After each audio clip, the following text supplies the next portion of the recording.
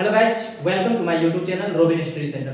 Guys, आज हम लोग क्वेश्चन बैंक 2011 का ऑब्जेक्टिव क्वेश्चन देखने वाले हैं। ठीक, तो 12th mathematics very very important question देखेंगे। ठीक, अभी तक हम लोग ने 4-5 चैप्टर पढ़े हुए हैं, उससे रिलेटेड जितने भी क्वेश्चन पूछा जाएगा सभी को सॉल्यूशन करते जाएंगे। और जो टॉपिक बचे हुए हैं तो उसको ध्यान में नहीं रखें, सभी क्वेश्चन देखेंगे। देखिए सबसे पहले हम लोग ने पढ़े थे, थ्योरी पढ़े थे इनवर्स ट्राइगोनोमेट्रिक फंक्शन का। क्या पढ़े थे? Inverse trigonometric function.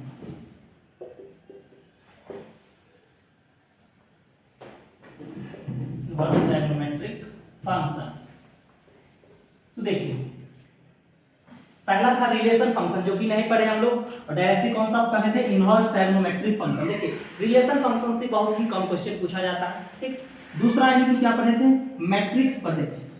ठीक, जो कि एनसीईआरटी में तीसरा चैप्टर आप लोग का है। ठीक, और चौथा चैप्टर जो है डिटरमिनेंट। ठीक, तीसरा नंबर पे कौन पढ़े थे? डिटरमिनेंट।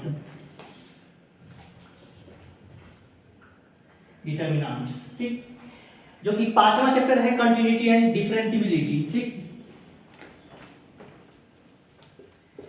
Continuity and डिफरेंटिबिलिटी।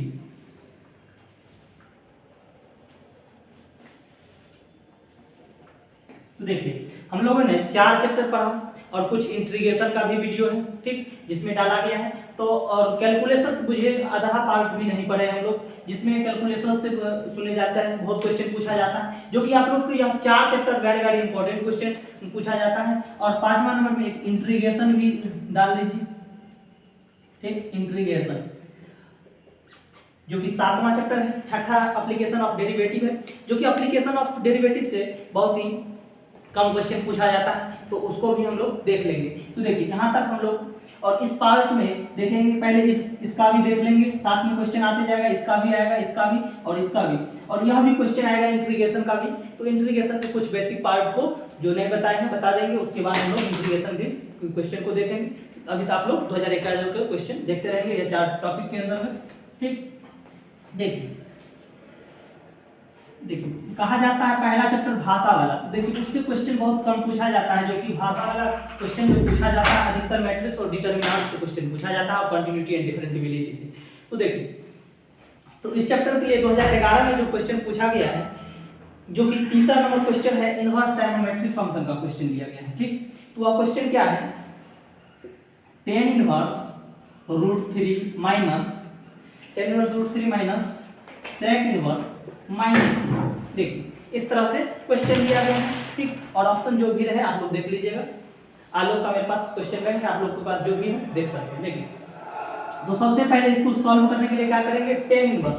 अब √3 जो है किसके रिस्पेक्टिव है? तो इसके अंदर का पार्ट है, तो अंदर में tan ही होना चाहिए, क्योंकि हम लोग बेसिक फार्मूला जानते हैं। tan inverse tan x is equal to क्या होता है? x होता है। इसी रूल के अंतर्गत ले जाएंगे, तो यहाँ पर क्या हो जाएगा? tan इनवर्स, यहाँ √3 की जगह पर क्या लिखेंगे? tan कितना डिग्री का मान √3 होता है? 60 डिग्री, लेकिन एक रेडियन में लेंगे, डिग्री में नहीं लिखेंगे। तो क्या हो जाएगा? π/3 minus sec inverse minus x बराबर फार्मूला क्या होता है? तो देखिए sec इनवर्स माइनस x बराबर फार्मूला होता है pi minus sec inverse x। ठीक, वेरी वेरी इंपॉर्टेंट फार्मूला है, जो कि हर साल की भांति यह फार्मूला पूछा जाता है। ठीक, तो देखिए यहाँ पर लिख सकते हैं पाई माइनस sec इनवर्स 2। ठीक, अब देखिए tan इनवर्स tan x बराबर x, x की जगह पर क्या है? π/3, तो लिखेंगे π/3 माइनस से मल्टीप्लाई कर सकते हैं, तो क्या होगा? Pi minus minus plus sec inverse. देखिए 2 है, 2 की जगह पर sec कितना डिग्री का मान 2 होता है? तो 60 डिग्री। इस यहाँ पर क्या हो जाएगा? sec π/3। तो देखिए अब क्या करेंगे?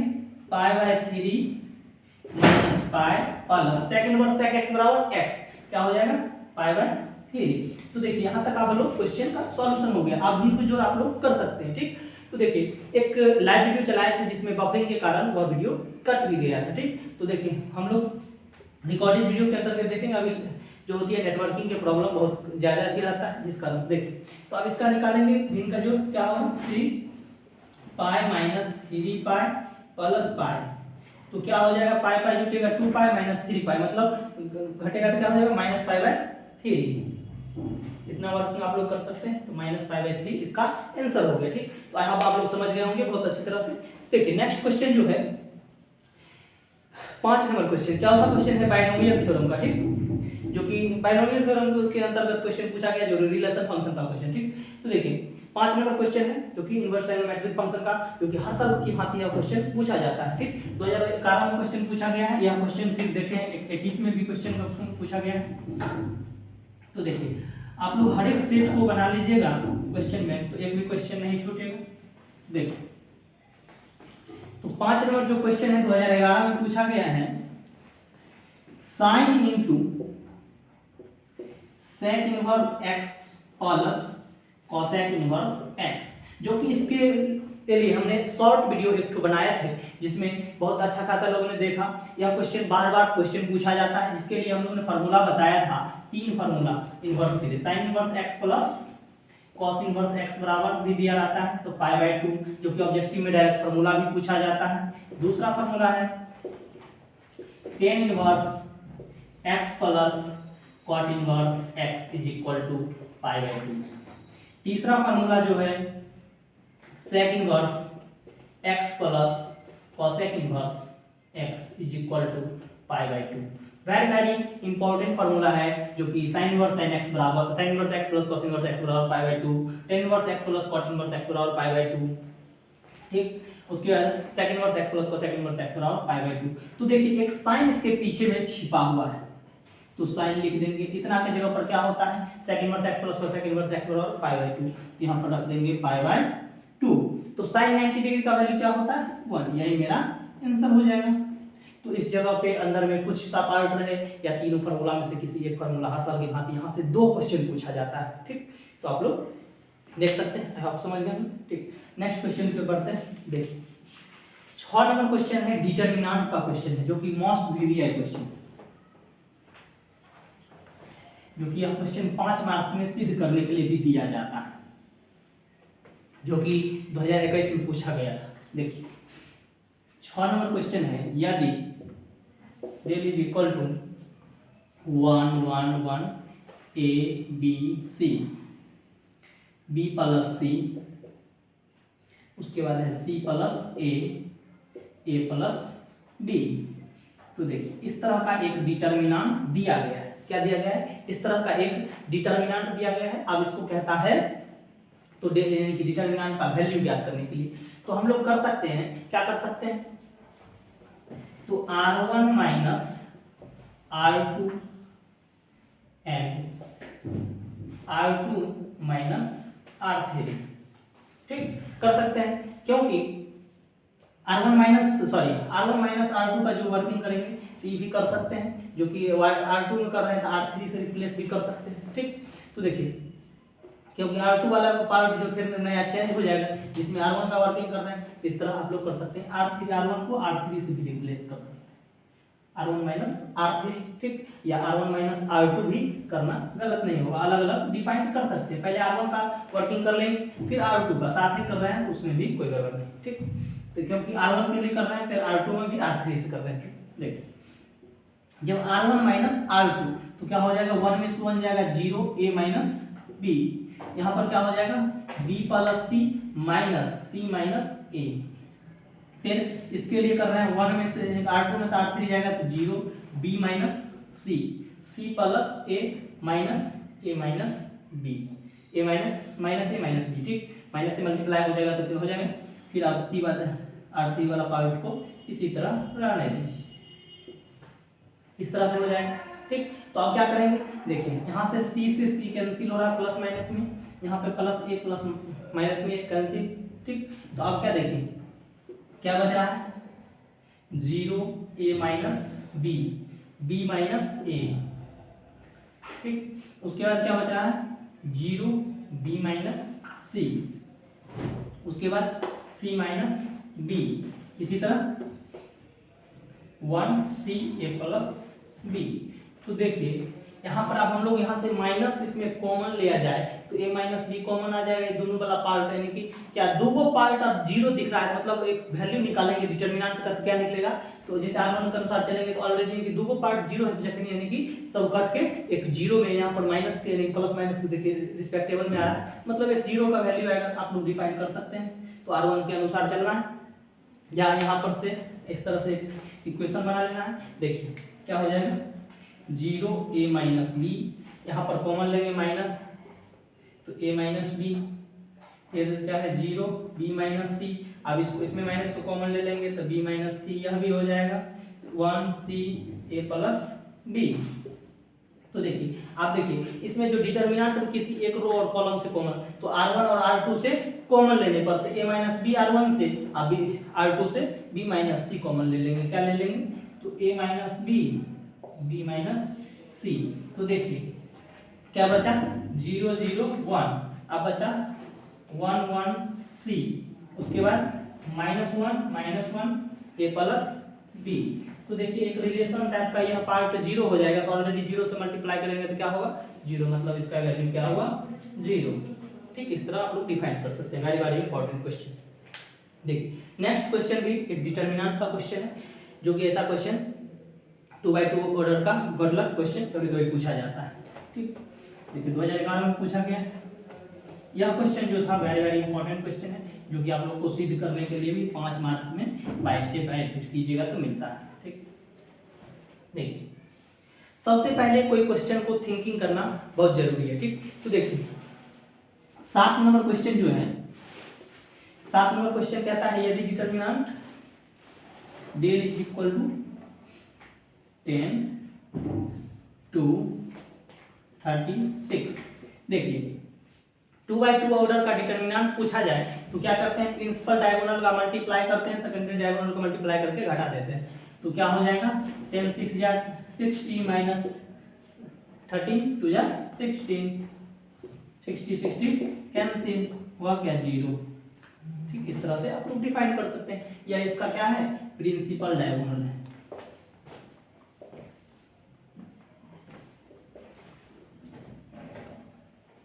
यह क्या है सेकेंडरी डायगोनल है।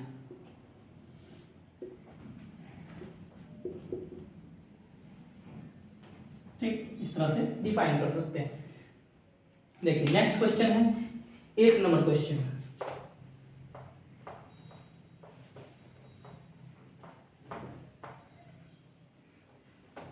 देखिए 8 नंबर क्वेश्चन जैसे 6 नंबर क्वेश्चन बनाए थे, मतलब कहता है यदि 7 और 2 समीकरण एक डिटरमिनेंट इज इक्वल टू 0 के दो मूल हो तो तीसरा मूल, मतलब डिटरमिनेंट का दो मूल दिया गया है, एक 7 है एक 2 है, मतलब अल्फा प्लस बीटा का वैल्यू अल्फा इंटू बीटा का दिया गया है, तो तीसरा मूल alpha into beta into gamma से निकाल सकते हैं, जो कि कौन एक इक्वेशन बनेगा अलजेब्रिक टर्म से। यह क्वेश्चन आप लोग बना सकते हैं। देखिए क्वेश्चन लिख देते हैं 2011 का 8वां नंबर क्वेश्चन है x 3 7 2 x 2, फिर क्या है 7 6 x इज इक्वल टू 0, जो कि दो मूल दिया गया है, यानी कि x का दो मूल दिया गया है, एक 7 है एक 2 है, तीसरा मूल यानी कि x का एक और मान निकालना है, तो अल्फा प्लस बीटा का वैल्यू अल्फा इंटू बीटा का दिया गया है, alpha into beta into gamma का वैल्यू निकाल सकते हैं आप लोग, जो कि 10th में पढ़े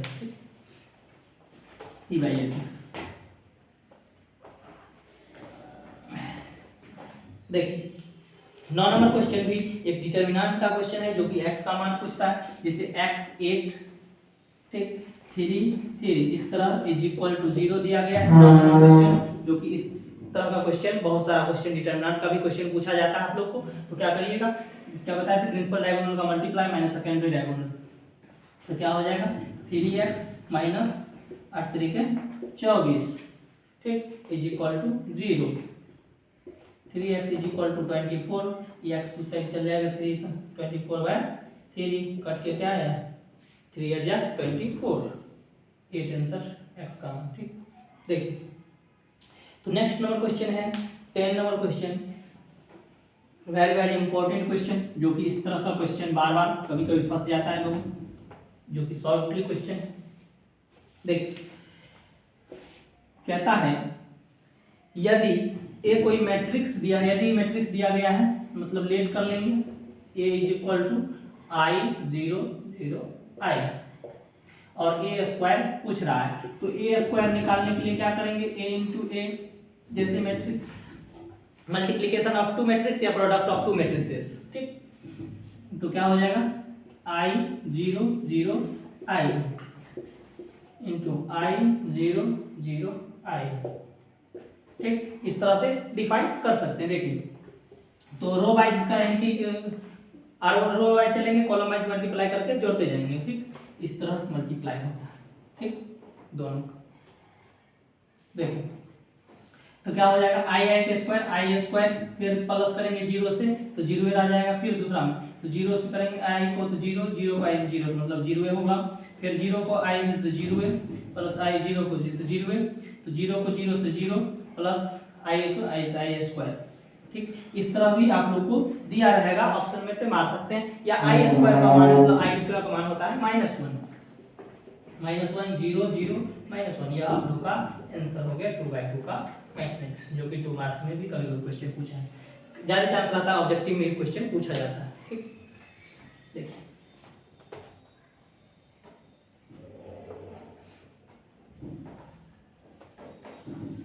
देखिए 11 number question most important question है, जो कि देखिए माना कि ए एक व्युत्क्रमीय अवयव है जिसका कर्म 2/2 है, तो ए इनवर्स का डिटर्मिनेंट क्या होगा। मतलब कह रहा है क्वेश्चन 11 नंबर, जो कि हम लोग ने शॉर्ट वीडियो भी बनाए थे इसके लिए, वेरी वेरी इंपॉर्टेंट क्वेश्चन है।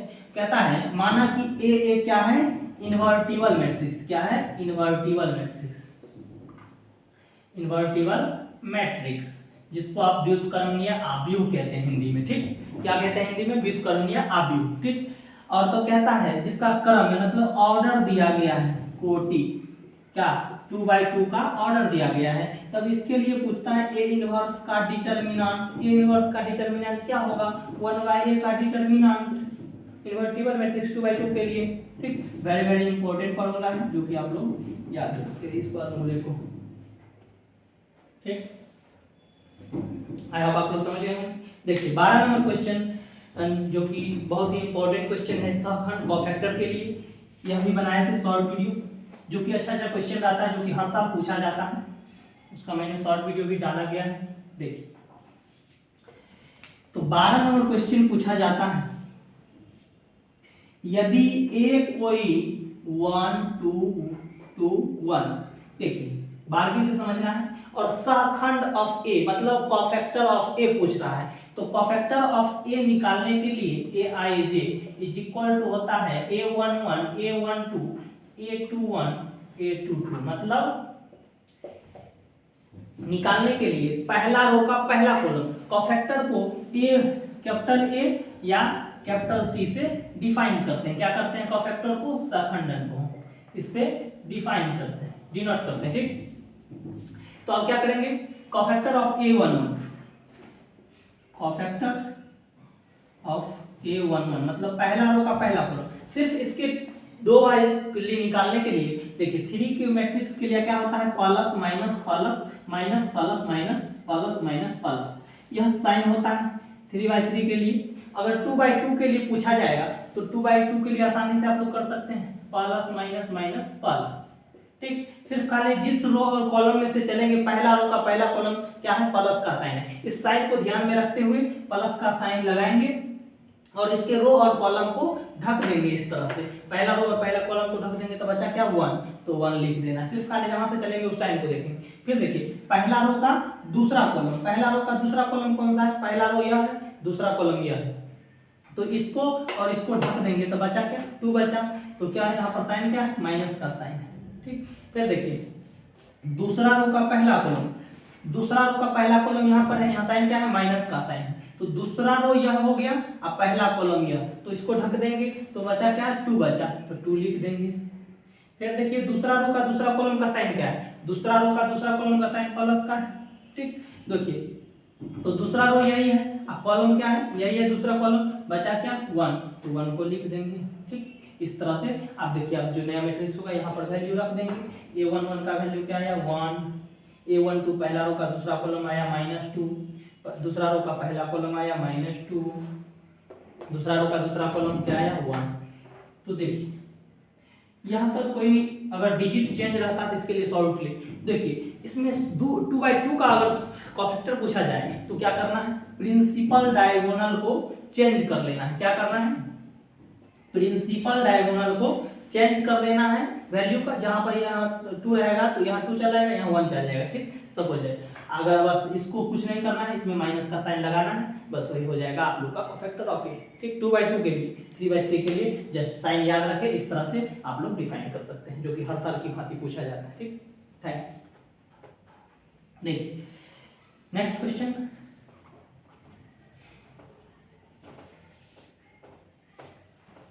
देखिए 13 नंबर क्वेश्चन ए और बी दिया गया है और ए बी का वैल्यू पूछता है, मतलब वेरी वेरी इंपॉर्टेंट क्वेश्चन। इस ऐसा टाइप का क्वेश्चन हर साल पूछा जाता है, मैट्रिक्स का क्वेश्चन वो, लेकिन बहुत सारा क्वेश्चन पूछा जाता है। ए कोई मैट्रिक्स दिया गया है 1 1 0 1, बी कोई मैट्रिक्स क्या दिया गया है 0 1 0। देखिए इस तरह से मैट्रिक्स दिया गया है और ए बी का पूछ रहा है, तो वैल्यू रख दीजिए और मल्टीप्लाई आप लोग जानते हैं क्या करते हैं, row wise column wise multiply, इस तरह चलेंगे। ठीक जोड़ते जाएंगे, 1 को 0 से करेंगे 0 प्लस 1 को 1 से करेंगे, फिर 1 प्लस 0, फिर 0 से 0 प्लस 1 को 1 से, फिर 0 को 1 से 0, 1 को 0 से 0। नया मैट्रिक्स क्या बन के आया 1 1 1 0, मतलब ये कोई मैट्रिक्स है उसी तरह आ गया आप लोग का प्रोडक्ट ऑफ टू मैट्रिक्स से भी। ठीक आया आप लोग समझ गए होंगे। ठीक देखिए 14 number question, just 14 number question आसान क्वेश्चन है, ए स्क्वायर निकालना है जैसे हम लोग ने बताया थे। क्या नंबर क्वेश्चन, तो 10 नंबर क्वेश्चन इसी तरह निकालना है। इसमें 3/3 का मैट्रिक्स दिया गया है, तो ठीक मैट्रिक्स का क्वेश्चन निकाल सकते हैं। ए दिया हुआ है, ए स्क्वायर निकालना है। ठीक देखिए 15 नंबर क्वेश्चन जो कि कंटिन्यूटी एंड डिफरेंटिबिलिटी का क्वेश्चन दिया गया है। यहाँ पर देखिए क्वेश्चन में यहाँ पर कुछ गड़बड़ लिखा गया है, मतलब कहता है यदि p ऑफ x क्या दिया गया है x/15, तब क्या कहता है x इज इक्वल टू 1 2 3 4 5, नीचे क्या दिया गया है 0, तब कहता है अदरवाइज, क्या कहता है अदरवाइज, तो p into x is equal to 1। मतलब ये क्वेश्चन में पूरा गलती लिखा गया है। अगर कहा जाता मॉड ऑफ x यहीं पर डाल दिया जाता या x का यह जो वैल्यू दर्शाया गया तो नहीं दर्शाना चाहिए। ठीक डायरेक्ट यहाँ पर एक अदरवाइज टाइप का क्वेश्चन, जो कि क्वेश्चन कभी कभी इस तरह से, जैसे यहाँ पर p ऑफ x दिया गया है तो इसी फंक्शन को यहाँ पर लिखा जाता। ठीक कोई फंक्शन टाइप के लिए या एक नेचुरल नंबर टाइप को मानना चाहिए, अदरवाइज कोई पॉइंट पे या इसी को कहा जाता है। जैसे यहाँ पर p पॉइंट को नहीं लिखना चाहिए, x इज इक्वल टू 1। ठीक तो x इज इक्वल टू 1 नहीं लिखता, यहाँ तक भी रहता तो क्वेश्चन सही था। ठीक तो यहाँ तक रहने का मतलब क्या है, जैसे हम लोग ने बताए थे कांस्टेंट फंक्शन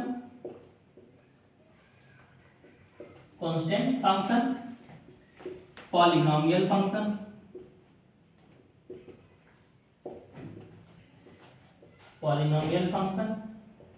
एक था आइडेंटिटी फंक्शन,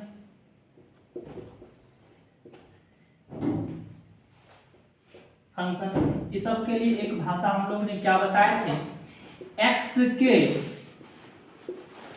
सभी रियल वैल्यू के लिए कंटिन्यूअस फंक्शन है। देखिए क्या बताए थे, कांस्टेंट फंक्शन x के सभी रियल वैल्यू के लिए कंटिन्यूअस फंक्शन है और पॉलिनोमियल फंक्शन भी x के सभी वैल्यू के लिए कंटिन्यूअस फंक्शन है, आइडेंटिटी फंक्शन भी x के सभी रियल वैल्यू के लिए कंटिन्यूअस फंक्शन है। तो इस तरह से डिफाइन कर सकते थे। ठीक जो कि गलत लिखा गया है वहां पर क्वेश्चन। ठीक यहां तक आप लोग देख सकते हैं।